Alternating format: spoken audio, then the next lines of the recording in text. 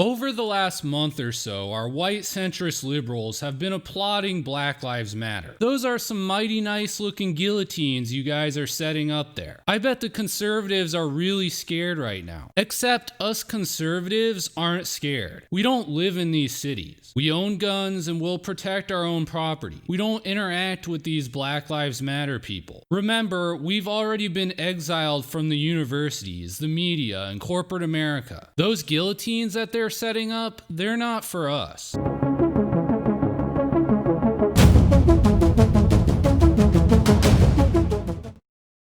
Our centrist liberals are currently in the first stage of the new reality of this country. Like the stages of grief, the first one is a form of denial. Denial that things are about to get really bad. And when I say really bad, what I actually mean is really bad for them in particular. There's no better example of this denial than Harper Magazine's A Letter on Justice and Open Debate. This letter's gotten a lot of attention over the last couple of days. It's signed by a wide assortment of academics, journalists, and authors to signify their supposed commitment to freedom of speech. When I say commitment to freedom of speech, what I actually mean is a commitment to the freedom of their own speech. I say this because this supposed letter on open debate seems to exclude a particular group of people, a group that consists of nearly half of our country's population. If you look at the 158 signatures appearing on this letter, you will not find one prominent conservative author, professor, or journalist. I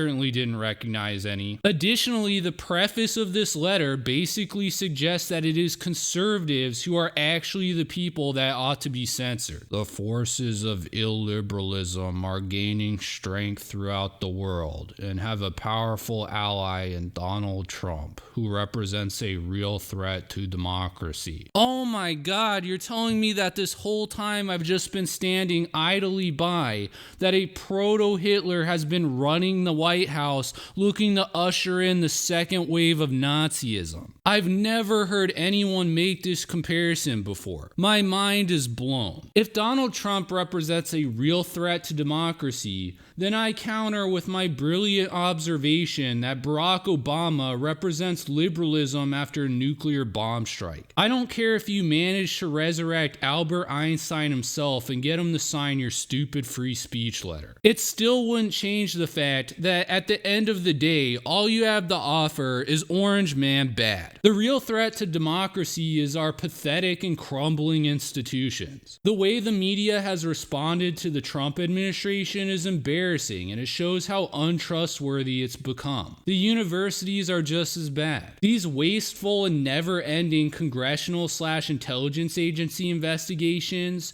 and the supposed Trump conspiracy theories reflect more poorly on Congress and the FBI than they do on the Trump administration. Here's a radical idea. Instead of spending every waking moment of your life talking about how horrible Trump is, why don't you try working with him to improve the country? Of course, that would mean having to do actual work. Nobody works anymore. Everyone just puts on a performance for their social media audience. But resistance must not be allowed to harden into its own brand of dogma or coercion, which right-wing demagogues are already exploiting. Why are you calling the conservatives the demagogues? We're not the ones actively trying to censor you, silence you, or get you fired. Yet you're going to try and appeal to the prejudices of the people who are doing these things. For what reason? In hopes of creating some sort of alliance with them? This is what I mean by denial. Only someone in complete denial would propose an alliance with someone who is trying to destroy them. While we've come to expect this on the radical right, censoriousness is also spreading more widely in our culture.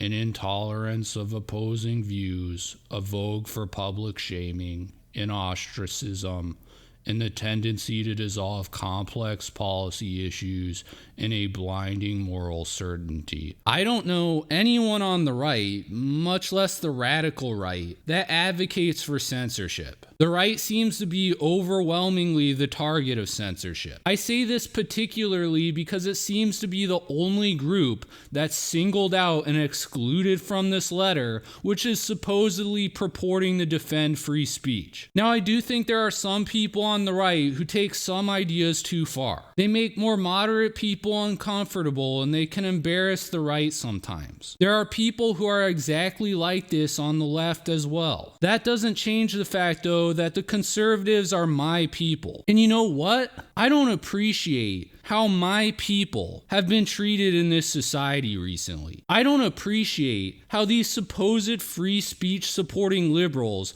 are treating my people in this letter. Of course, none of these supposed free speech advocates defended any of the many right-wing people who've been kicked off YouTube, Twitter, or Facebook. None of them defended Alex Jones, Gavin McInnes, or recently Stefan Molyneux. I'll at least give props to Sargon of Akkad for calling out these liberals and defending conservatives. Despite his description of himself as a centrist liberal, I believe this is further evidence of Sargon's redemption arc. You are currently advocating against the forces who want to cancel dissenting voices, and you're also like, yeah, but he's the real problem. That's just you capitulating further to the mob. That's pathetic. It's pathetic virtue signaling. Donald Trump is the only thing we have right now that is standing against these forces. And he's like the Rushmore speech, every note of fucking symphony, okay? Every single thing that he said, every sentence, you could expand. I could write a fucking chapter in a book on, right? The democratic inclusion we want can only be achieved if we speak out against the intolerant climate that has set in on all sides. I don't know, man. I'm not seeing an intolerant climate on the right.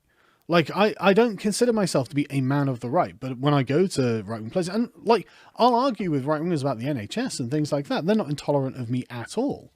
You know, I can argue with them about Christianity if I want. You know, they're not intolerant. They might come to disagree, and they might, you know, and it's fine. But I don't see them saying this person has to be condemned in all ways because he disagrees with me. Now, the first of these centrist liberals to be at least figuratively dragged to the guillotine is Matthew Iglesias. Here's a suggestion. If you work for Ezra Klein, you probably shouldn't be supporting any type of freedom of speech. For the blasphemy of signing this letter, Matthew Iglesias is due to be fired from Vox any day now. Of course, the conservatives from National Review are quite eager to line up and defend Matthew Iglesias for signing this letter. As for myself, not so much. Maybe if you hadn't thrown conservatives under the bus, I'd feel more motivated to come to your defense. But if free speech for me but not for thee is the official bullshit opinion of centrist liberalism, perhaps it doesn't deserve defending. Now, I say this with sadness in my heart because the letter was signed by a few people I genuinely respect. People who I know are better than this. What you centrist liberals need to realize is that you will never appease these Black Lives Matter people. You only put yourselves in further danger by trying to appeal to them. If you keep throwing conservatives under the bus, they're not going to be there to save you when you need them. Right now, I'm being figurative when I talk about the guillotines, but don't kid yourselves into thinking that they won't eventually be used literally. Instead, you should work with the conservatives. We can create new universities and institutions, ones that won't censor you, institutions that will keep you safe and free. All we want in exchange for this is the ability to platform our own conservative ideas. You don't have to agree with them, just tolerate our ability to share them. That's all we want. Let's be partners, not enemies. Let's not end this video on a downer. The clown pill always goes down better than the black one. The silver lining to this stupid free speech debate is it led to the two dumbest people on YouTube calling each other out. What is this? Anyone on the left now pretending to have moral and intellectual superiority to Noam Chomsky is hilarious. I love that he signed that letter. If you think Chomsky should shut up because he doesn't agree with you, I love how stupid you are and you missed the whole point. Well, Cenk, I'm not sure who you're referring to exactly, but the wonderful thing is I'm actually capable of criticizing things I don't like without attempting to shut up or silence the people I disagree with. How wonderful. This is a perfect example of the reactionary defense against counterculture that I was just referring to. Anyways, that's all I've got to say on this Harper's free speech letter. If you enjoyed this video and you're not subscribed to my channel, please support small YouTube channels like mine by subscribing. Thanks.